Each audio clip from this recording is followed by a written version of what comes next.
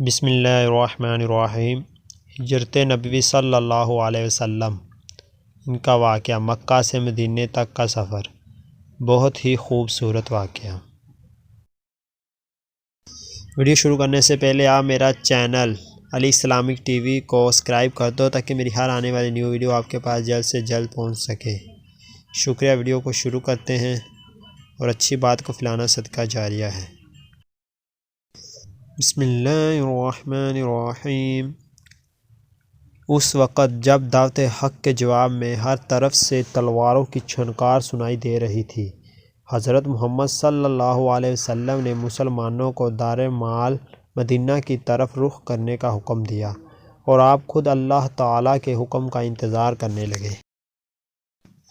نبوت کا 13واں سال شروع ہوا اور اکثر صحابہ مدینے پہنچ چکے تھے، تو وحی الہی کے مطابق حضرت محمد صلی اللہ علیہ وسلم ہمارے پیارے نبی نے بھی مدینے کو عزم فرمایا۔ قریش نے دیکھا کہ مسلمان مدینے جا کر طاقت پکڑ رہے ہیں اور وہاں اسلام پھیلا جا رہا ہے۔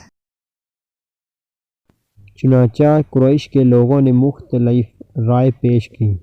نعوذ باللہ، ایک نے کہا محمد صلی اللہ علیہ وسلم کے ہاتھ پاؤں میں زنجیر ڈال کر مکان میں بند کر دیا جائے۔ دوسرے نے کہا انہیں جلا وطن کر دیا جائے۔ ابو جہل نے کہا ہر قبیلے سے ایک شخص کا انتخاب کیا جائے اور پورا مجمع مل کر ایک ساکھ تلوار سے ان کا خاتمہ کر دے۔ نعوذ باللہ، اس صورت میں ان کا خون تمام کے تمام قبیلوں میں بٹ جائے گا اور اہل ہاشم اکیلے تمام قبائل کا مقابلہ نہ کر سکیں گے۔ اس رائے کو سب نے مان لیا اور جھٹ پٹ سے آ کر حضور صلی اللہ علیہ وسلم کے آستانہ مبارک کا محاصرہ کر لیا۔ اہل عرب زنانہ مکان کے اندر گھسنا معیوب سمجھتے تھے، اس لیے باہر ٹھہرے رہے کہ حضرت محمد صلی اللہ علیہ وسلم نکلیں تو یہ فرض ادا کیا جائے۔ حضور صلی اللہ علیہ وسلم سے قریش کی انتہائی دشمنی تھی۔ اس کے باوجود ان کو آپ کی دیانت پر یہ اعتماد تھا کہ جس شخص کو کچھ مال یا اسباب امانت رکھنی ہوتی تھی آپ ہی کے پاس لا کر رکھتے تھے۔ یہ ہے ہمارے نبی صلی اللہ علیہ وسلم کی شان۔ اس وقت بھی آپ صلی اللہ علیہ وسلم کے پاس بہت سی امانتیں جمع تھیں۔ آپ کو قریش کے ارادے کی پہلے سے خبر ہو چکی تھی۔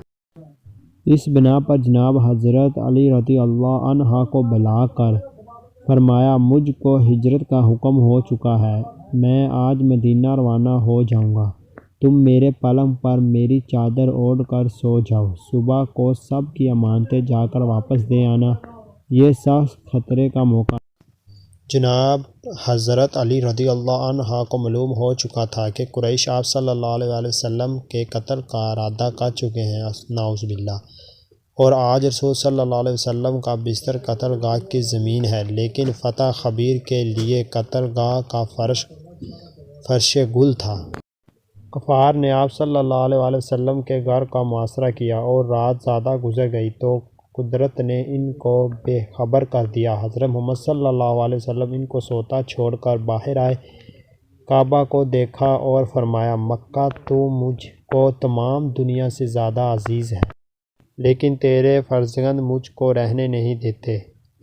حضرت ابو بکر رضی اللہ تعالیٰ عنہ سے پہلے قرار دار ہو چکی تھی۔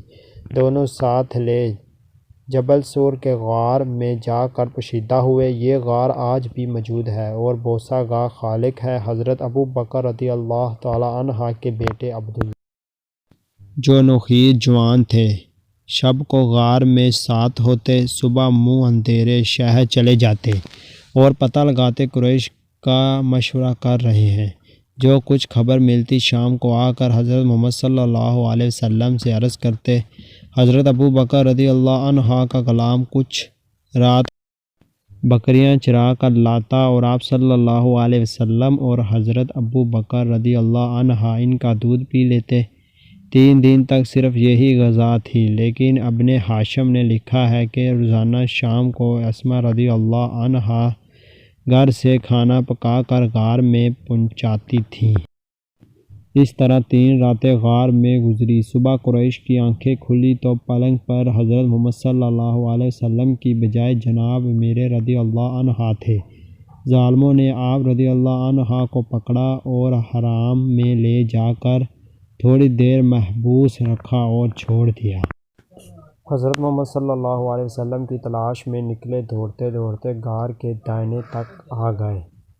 ان کی آہٹ سن کر حضرت ابوبکر رضی اللہ عنہ غمزدہ ہو گئے اور حضرت محمد صلی اللہ علیہ وسلم سے عرض کیا کہ اب دشمن اس قدر قریب آ گئے ہیں کہ اگر اپنے قدم پر ان کی نظر پڑ جائے تو ہم کو دیکھ لیں۔ آپ نے فرمایا لا تحزن ان اللہ معنا۔ یہ آیات سورۃ توبہ میں ہے۔ گھبراؤ نہیں، بے شک اللہ ہمارے ساتھ ہے۔ قریش نے اشتہار دیا تھا کہ جو شخص محمد صلی اللہ علیہ وسلم کو یا ابو بکر کو گرفتار کر کے لائے گا اس کو ایک خون بہا کے برابر یعنی 100 اونٹ انعام میں دیے جائیں گے۔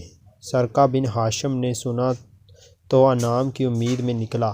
اس حالت میں اس کے آپ صلی اللہ علیہ وسلم روانہ ہو رہے تھے، اس نے آپ صلی اللہ علیہ وسلم کو دیکھ لیا اور گھوڑا دوڑایا اور قریب آ گیا، لیکن گھوڑے نے ٹھوکر کھائی، وہ گر پڑا۔ ترکش سے فال کے تیر نکالنے کا حملہ کرنا چاہے یا نہیں، جواب میں نہیں نکلا، لیکن 100 اونٹوں کے لالچ میں وہ پھر کھڑا ہو گیا، دوبارہ گھوڑے پر سوار ہو گیا اور آگے بڑھنے لگا۔ اب کی بار گھوڑے کے پاؤں گھٹنوں تک زمین میں دھنس گئے، گھوڑے سے اتر پڑا اور پھر فال نکالی۔ اب بھی وہی جواب تھا، لیکن اس بار اس کی ہمت پشت کر گئی اور یقین ہو گیا کہ یہ کچھ اور آثار ہیں۔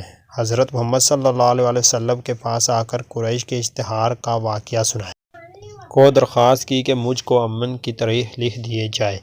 حضرت ابوبکر رضی اللہ عنہ کے غلام عمرو بن فہیرہ نے چمڑے کے ایک ٹکڑے پر فرمان عمل لکھ دیا۔ تشریف آوری کی خبر مدینے میں پہلے پہنچ چکی تھی، پورے شہر کو آپ کے آنے کا انتظار تھا۔ معصوم بچے فخر و جوش میں کہتے پھرتے تھے کہ پیغمبر آ رہے ہیں۔ لوگ ہر روز تڑکے سے نکل کے شہر کے باہر جمع ہوتے اور دوپہر تک انتظار کر کے حسرت کے ساتھ واپس چلے جاتے۔ ایک دن انتظار کر کے واپس جا چکے تھے کہ ایک یہودی نے قلعے سے دیکھا اور انہیں پہچان کر پکارا، اہل عرب، لو تم جس کا انتظار کرتے تھے وہ آ گیا۔ تمام شہر تکبیر کی آواز سے گونج اٹھا۔ علی اسلامی ٹی وی۔ اگر آپ کو ہماری یہ ویڈیو اچھی لگی ہو تو آپ میرا چینل علی اسلامی ٹی وی کو سبسکرائب کر دیا کرو تاکہ میری ہر آنے والی نیو ویڈیو آپ کے پاس جلد سے جلد پہنچ سکے، اور ہماری ویڈیو کو شیئر بھی کر دیا کرو، اچھی بات کو پھیلانا صدقہ جاریہ ہے۔ اوکے، اللہ حافظ، ہمیں بھی اپنی دعاؤں میں یاد رکھنا۔